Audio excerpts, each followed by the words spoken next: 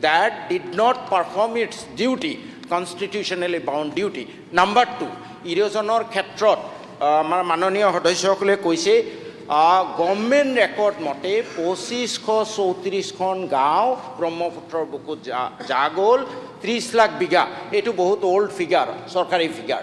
Updated হ'লে আজি হয়তো 4000 গাঁও হ'ব, প্ৰায় 30 লাখ পৰিয়াল হ'ব।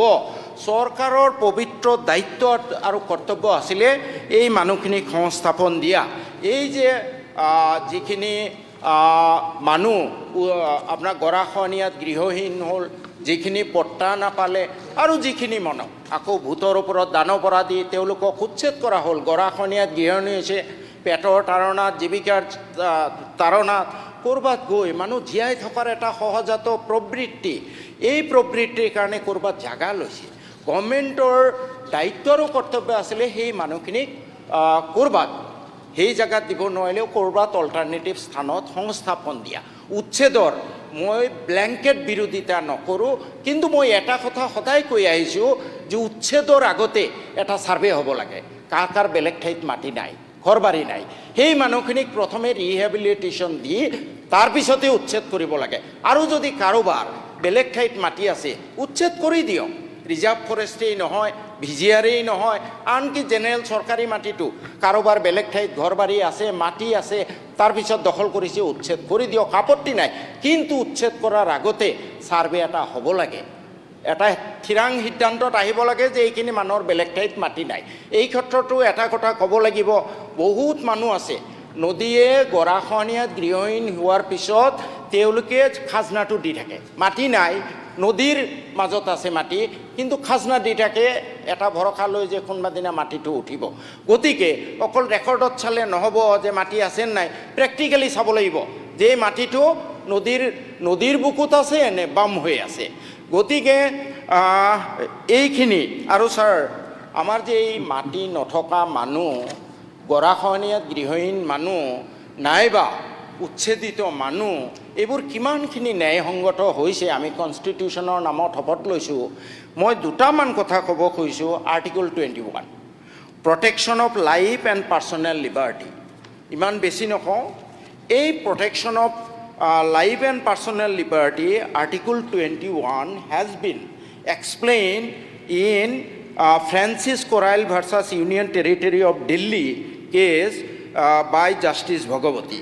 তাত কোৱা হৈছে, we think that the right to life includes the right to live with human dignity and all that goes along with it, namely the bare necessities of life such as adequate nutrition, clothing, shelter over the head, and facilities for reading, writing, and expressing oneself in diverse forms, freely moving about and mixing and commingle with fellow human beings. This is the interpretation. Sir, this is the interpretation of Article 21. আজি মাননীয় অধ্যক্ষ মহোদয়, হাই supreme কোৰ্টে judgement দি থৈছে যে what is the contention of fundamental rights. Supreme কোৰ্টে কৈছে যে the fundamental rights are in the core value and the bedrock of the constitution. 2 নম্বৰত কৈছে there can be no' compromise with the citizens' fundamental rights. এইখিনি সুপ্ৰিম কোৰ্টে fundamental right সম্পৰ্কে কৈ থৈছে।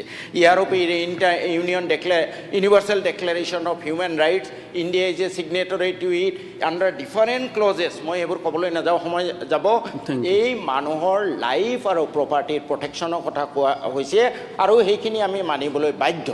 এতিয়া মাননীয় উপাধ্যক্ষ মহোদয়, এতিয়া মই মাননীয় মুখ্যমন্ত্ৰী মহোদয়ক, মাননীয় ৰাজমন্ত্ৰী মহোদয়ক অনুৰোধ কৰিব খোজোঁ যে এই গোটেইখিনি কথা চালি জাৰি চাই আমাৰ মাননীয় মুখ্যমন্ত্ৰী বা চৰকাৰখনে পাবলৈনো আৰু কি বাকী আছে। 102খন আসন পাইছে আপোনালোকে, আৰু মই হাতযোৰ কৰি অনুৰোধ কৰিছোঁ, they are also' human being. Bangladeshi হ'লে খেদি দিয়ক না, উচ্ছেদ কৰি আমাৰ ইয়াতে গৈ ক'ৰবাত ঝোপৰপট্টি হ'ব। কেনেকৈ অসম 5 নম্বৰলৈ যাব? যদি আমাৰ দেশৰ নাগৰিক, তেওঁলোকক আপোনালোকে সংবিধান মতে তেওঁলোকক সংস্থাপন দিয়ক।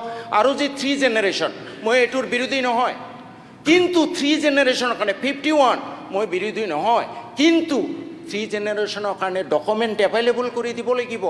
এই সদনত দিয়া তথ্য মতে NRC 6খন জিলাত নাই, 1951 NRC 1400 গাঁৱত NRC পাবলৈ নাই। ঠিক আছে, তাৰ আগৰ ভোটাৰ লিষ্ট উলিয়াই দিয়ক, তাৰ আগত যিটো ভোটাৰ লিষ্ট আছিলে গভৰ্ণমেণ্টৰ তাত আছে, উলিয়াই দিয়ক। থ্ৰী জেনেৰেশ্যন প্ৰমাণ কৰিব পাৰিম আমি, মোৰ আপত্তি নাই। যদিহে ডকুমেণ্টখিনি উলিয়াই দিব নোৱাৰে তেতিয়াহ'লে এইটো কম্প্ৰমাইজ কৰক, 1971লৈ আহক। মাননীয় উপাধ্যক্ষ মহোদয়, মই শেষ কৰিব খুজিছোঁ। আজি আমাৰ কংগ্ৰেছ দলে এইটো আনিছে, ভাল পাইছোঁ, কিন্তু মাননীয় মুখ্যমন্ত্ৰী মহোদয়ে সদনত কোৱাৰ দৰে ময়ো ক'ব খোজোঁ যে এই যে ইমান দিন আপোনালোকে শাসন কৰিলে, ফখৰুদ্দিন আলী আহমেদ চাহাব স্বনামধন্য ৰাষ্ট্ৰপতি, তেওঁ ৰেভিনিউ মন্ত্ৰী আছিলে। ইদ্ৰিছ আলী চাহাব আমি সদায় বন্দনা কৰি থাকোঁ, তেওঁ ৰেভিনিউ মিনিষ্টাৰ আছিলে। আপোনালোকে এই যে 60 বছৰীয়া শাসনকালত তেওঁলোকক ডিপ্ৰাইভ কৰি আহিলে, এবাৰ আপোনালোকে ক্ষমা খুজি ল'লেনে? মাননীয় সদস্যসকল, অন্ততঃ এবাৰ এই মানুহখিনিৰ ওচৰত ক্ষমা খুজি লৈ তাৰপিছত ডিমাণ্ড দিয়ক। মাননীয় উপাধ্যক্ষ মহোদয়, এই চৰকাৰে, কংগ্ৰেছ চৰকাৰে 2010 চনত 4 মে 2010 তেওঁলোকে অল ডিচিলৈ চাৰ্কুলাৰ ইছ্যু কৰিছিলে, যি ইৰ'জনত যিসকল মানুহ, মই মাননীয় ৰাজমন্ত্ৰীগৰাকীক এইটো দিম, 2010 চনৰ 3জনীয়া committee, ADC, circle officer, local MLA, গোটেই মানুহখিনিক মাতি দিব লাগে, পট্টা দিব লাগে। মাননীয় উপাধ্যক্ষ মহোদয়, মুজিবুৰ ৰহমানে এনেই কোৱা নাই ঘৰিয়ালৰ চকুলো, ইলেকশ্যন আহিছে, ইলেকশ্যন আহিব, আপোনালোকক ৰাজপাট লাগে। কিন্তু তাৰ আগতে এবাৰ ক্ষমা খুজি লওক, এবাৰ ক্ষমা খুজি লওক। ইয়াৰ আগত আপুনি ক্ষমা খুজি লওক, ইয়াৰ আগত আপুনি ক্ষমা খুজি লওক।